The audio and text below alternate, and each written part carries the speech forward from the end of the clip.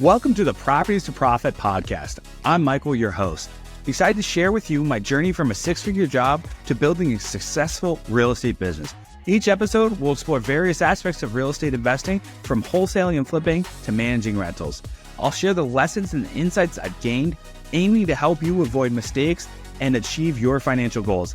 Expect guest experts, valuable tips, and practical advice to guide you on your own real estate journey. Thank you for tuning in. If you find any value in this podcast, please subscribe, share, and follow me on social media. Let's turn properties into profits together. Hey guys, Michael here with Properties to Profits. And on this episode, have you ever been in a position where life just pulled the rug out from underneath you and you're not sure what to do?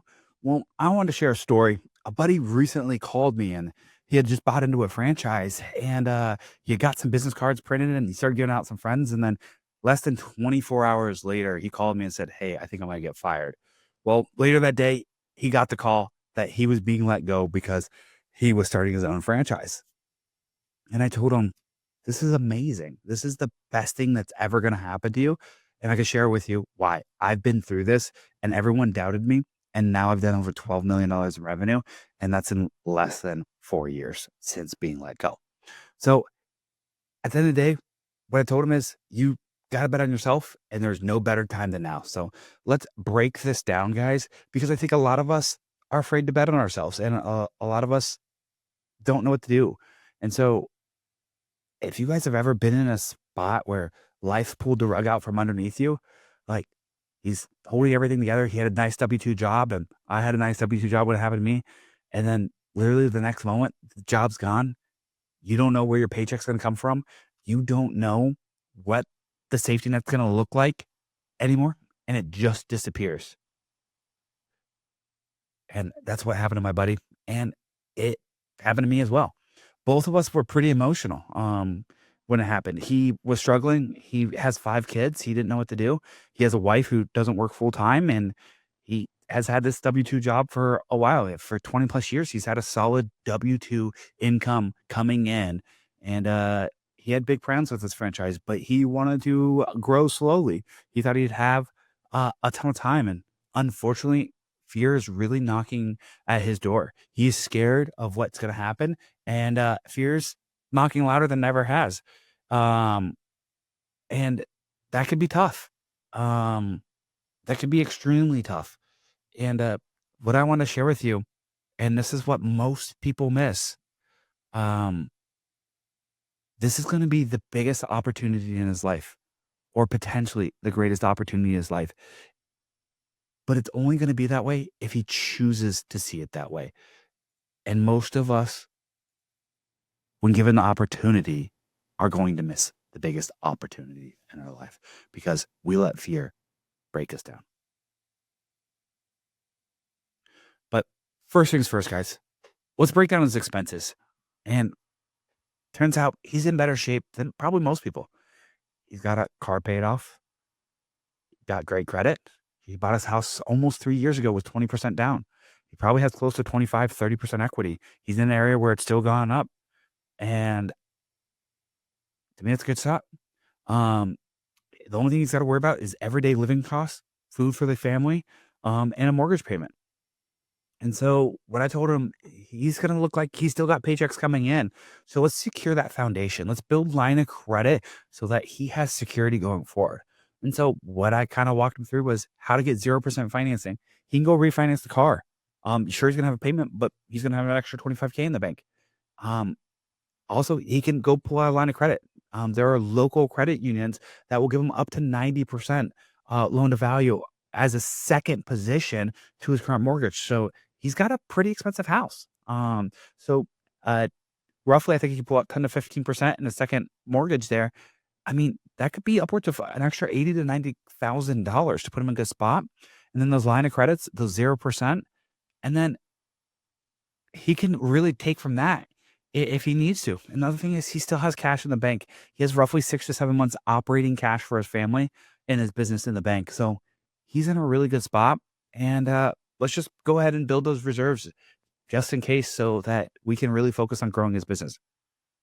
And his biggest concerns with all that, man, I'm afraid to go into debt that I can't recover from.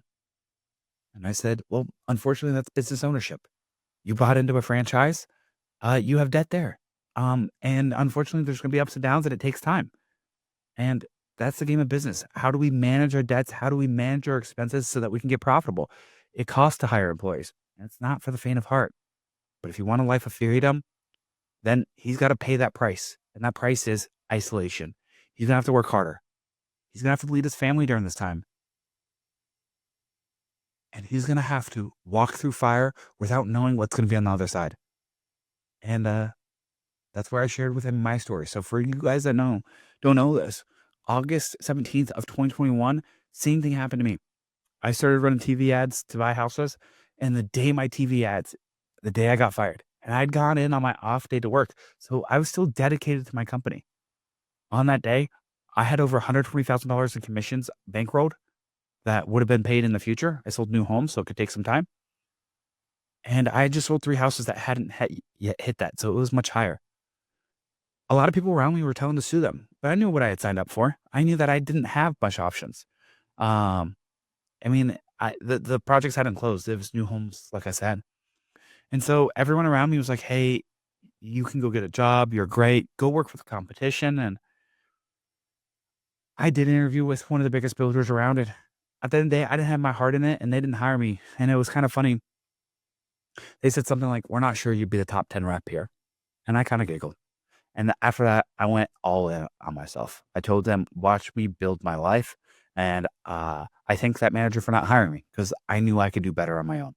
And that's what I did. I was willing to outlet work everyone.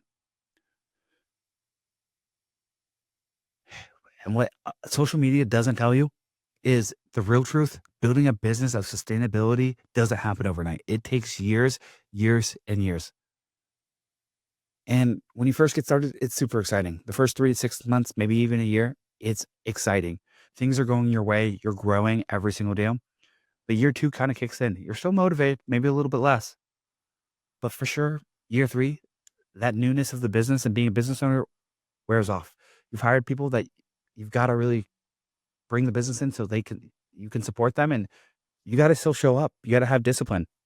And that's when you start to see people fold. There's a reason most businesses don't ever make it 5 years, because years 2 and beyond become extremely difficult. And I tell people all the time, if you're not willing to commit to something for 10 years to change your life forever, that includes business, marriage, anything that's going to leave a purpose or legacy, don't even bother doing it. It's okay to be average, but average people commit to things for a long term. And if you're only going to be in it when it's easy, don't be in it. Everyone pivots when it gets hard, and they call it pivots. But the truth is, that's quitting. Pivots are after you've given it your all for 5 years and it's still not working out, and there's a better opportunity. There's a reason it's hard. It's called leveling up. Would video games ever sell if the next level wasn't any harder? If everyone beat the game, if everyone got to level 100 within 24 hours, no one would ever buy that game. That game would never sell because there is no growth and it's easy. And unfortunately, that's the same for life. If it's hard, good. It means that's proof that you're playing at a higher level and you have a lot of opportunity to grow. Now, if you want to grow your income, cool. Now you got to learn to handle the stress that comes along with that, of being a business owner, the payroll, the doubt, the empty bank account at times. Same thing for a relationship. You want to build a meaningful relationship with a partner that you want to stay with for life? Great. Go fix your communication skills. Go fix your self-worth. Get your priorities aligned with your partners. In relationships, in business, it's not about just showing up when it's fun or when it's easy. It's about showing up when you're tired, alone. No one else is clapping for you. Unfortunately, success can be lonely. Growth is quiet. You ever run a marathon? Everyone's there at the finish line and at the end. The middle 23 miles, 22, whatever it looks like. It's hard. You're alone. It's just you and the pavement. Are you going to keep going or are you going to quit? But we all know what's on the side of that dark tunnel. Most people quit in the tunnel and they turn back around because they know where the light is on the backside. They don't know where the light on the front end. But on the other side of all of this is a new you. You're not shaken by hard days. That's what it takes to build true wealth, build a family, build anything of greatness and sustainability. So if you're listening to this and you're going through something tough and you're nervous, you just lost your job, made another pivot, stop pivoting. You're starting in business, you're starting over in a relationship, you're starting a new sales job. Go in, all in on yourself. Bet the house, bet the car, bet your damn soul if you have to. Do the work when no one's watching. Get up every day, work your mind, go to the gym, wake up before everyone, and go to bed later than everyone else. And when no one's there to believe in you, you can look in the mirror and say, I believe in me. You don't need anyone else to believe in you. If you need someone else to believe in you, no, I believe in you. But at the end of the day, the only thing separating you from having the life you want, the losers from the winners, the reason the winners aren't quitters is because their willingness to do it long enough. Because if you do anything in life long enough, you'll be good at it. If you look at the things that you think you're good at, it's because you've done them longer than most people ever have. So at the end of the day, you've got a choice to ask yourself. What's it going to be? Are you going to give up like everyone else? Are you finally going to go all in on one thing? My buddy was asking me, should I go get a job? I told him no. He's going to go forge his iron in this path of darkness of being a business owner so that he can go win. The world handed him a gift. He just broke free of his chains. He doesn't have an opportunity where he can grow his income. Unfortunately, the company he works at isn't going to grow his income. It's been the same for 3+ years. It was good income, don't get me wrong. And he's got a decision to make. Can he go forge his path and do the work, or is he going to go back and work for someone else? And hopefully he forges his path. But if he does go back and work with someone else, hopefully he goes all in and finds a company that he can grow in, and he can become someone who believes in him, gives him the coaching he needs to go to the next level. Guys, if you're struggling to go all in yourself and you just need a little bit more coaching and you don't think being a business owner is the right thing for you, here at my portfolio companies, we are hiring great people. That sounds like you. You want a little bit more security, but you want to bet in yourself and you're willing to take on a little bit less salary to get a little bit more commissions. Would love to have a conversation. Drop me a DM. Make sure you like and follow everywhere you see this. And I look forward to connecting with you guys on the next one.